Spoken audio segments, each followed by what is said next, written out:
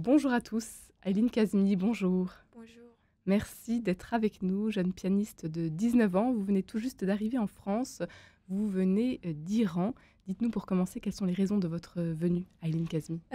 C'est pour étudier le piano à un niveau supérieur et aussi l'attrait de la France qui est un pays pionnier des arts et de la science. Quel est votre niveau de piano aujourd'hui? Euh, c'est pas mal. Ça fait combien de temps que vous en jouez?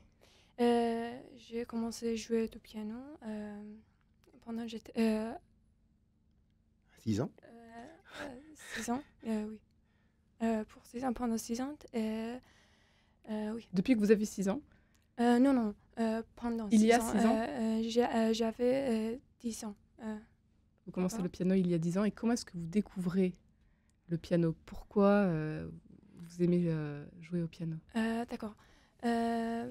Je dois la découverte de la musique à mon frère. Un jour, enfant, il a dit mes parents qu'il sentait des notes de musique dans sa tête. Alors mes parents nous ont hum, euh, euh, nous ont inscrits à des cours de musique et j'ai choisi le piano et j'ai continué parce que je trouvais ça difficile. Cela avait un attrait pour moi. D'accord. En regardant en arrière, je vois que j'ai choisi le bon chemin. Vos parents écoutaient beaucoup de musique à la maison, comment ça se passait? Oui, ils écoutent beaucoup de la musique et ils aiment la musique. Et Est-ce qu'il y a peut-être une musique en particulier qui vous a touché quand vous étiez enfant, que vous avez entendue avant de commencer peut-être à jouer du piano ou au euh, début de votre apprentissage? Chopin, j'aime beaucoup Chopin, ses pièces au piano. D'accord. Jouer de la musique classique en Iran, Euh, est-ce que c'est une évidence? Comment est-ce que ça se passe? Vous arrivez à prendre des cours facilement ok. La musique traditionnelle est historiquement plus répandue en Iran.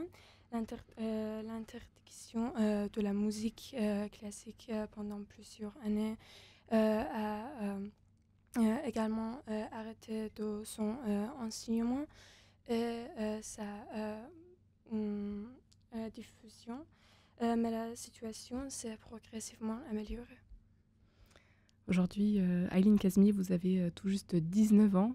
Vous êtes une jeune pianiste, une jeune prodige, on peut le dire.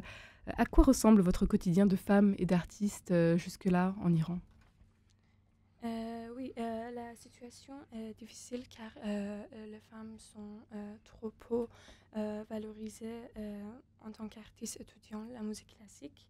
L'Iran accorde beaucoup d'attention de la médecine, mais aussi l'ingénierie, la musique, les arts en général reçoivent depuis des décennies un peu d'attention. Très peu d'attention. Très peu d'attention, oui.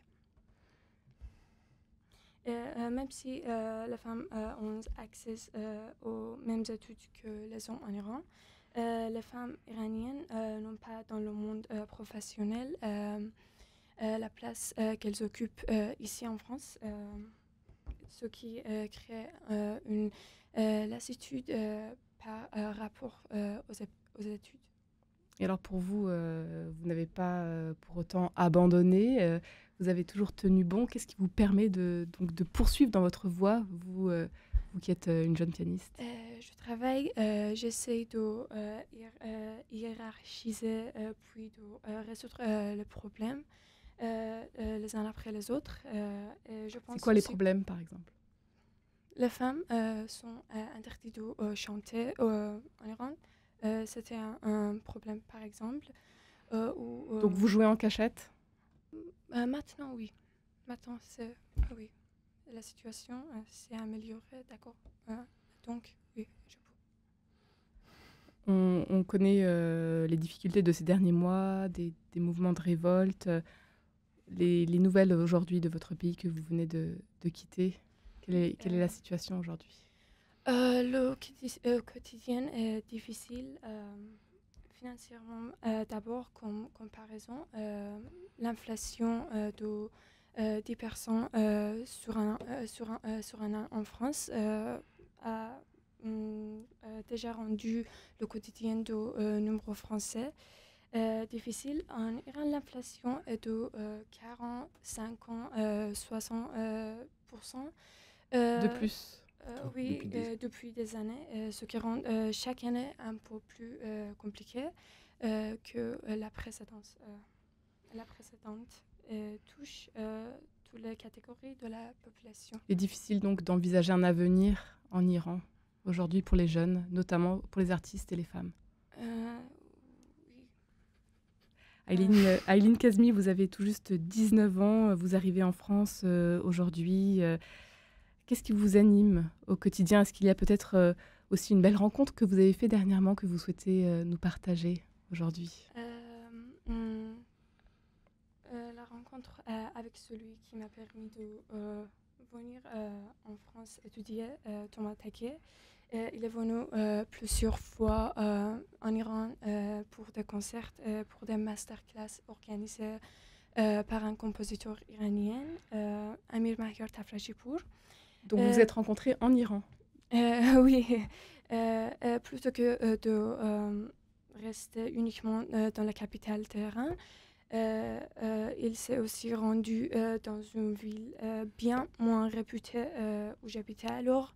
Abadan, c'est une petite ville voisine de l'Irak qui est sur le golfe Persique.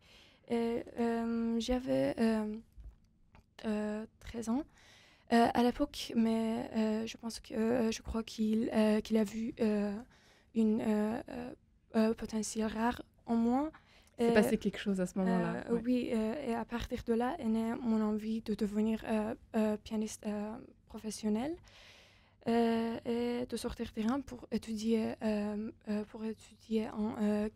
classe supérieure le piano. Et le français, vous l'apprenez à l'école comme l'anglais? Comment ça se passe? Parce que là, vous arrivez en France et vous parlez déjà français. Oui, j'ai appris le français. J'ai appris le français avant, d'accord. Donc, je peux parler le français un peu. Ayline Kazmi, quelle est peut-être la place de la spiritualité dans votre vie? Est-ce que la religion a un rôle, joue un rôle dans votre vie? Est-ce qu'elle tient une place, peut-être? Contrairement à ce que l'on peut penser, en Iran, toutes les religions sont respectées, toutes ont une place, même si évidemment la religion islamique chiite est centrale. Après, la question est difficile car beaucoup de choses bien comme beaucoup de choses moins bien en Iran sont dues à la religion et c'est interprétation par les responsables par la société. Disons que je la respecte. Et vous avez la foi? Oui, je respecte toutes les religions, toutes les choses comme ça. Est-ce qu'il y a peut-être une phrase qui vous porte dans votre quotidien? Ce sera une courte citation du Coran, Surat An-Najm. Vous pouvez nous la dire en arabe pour commencer, et puis ensuite on peut traduire. Oui, ça dit qu'en vérité, l'homme n'obtient que le fruit de ses efforts. Et en arabe, qu'est-ce que ça donne? C'est فَلَيْسَ لِلْإِنسَانِ إِلَّا مَا سَعَى.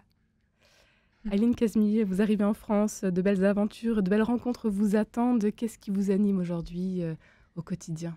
La volonté d'être sans cesse meilleur qu'hier et de me dépasser et aussi d'honorer ainsi ma présence sur cette terre. On vous souhaite en tout cas le meilleur. Ayline Kazmi, à noter que vous serez en concert le 1er juillet prochain au Cap Ferré dans le cadre du Festival des Escapades musicales sur un programme franco-iranien.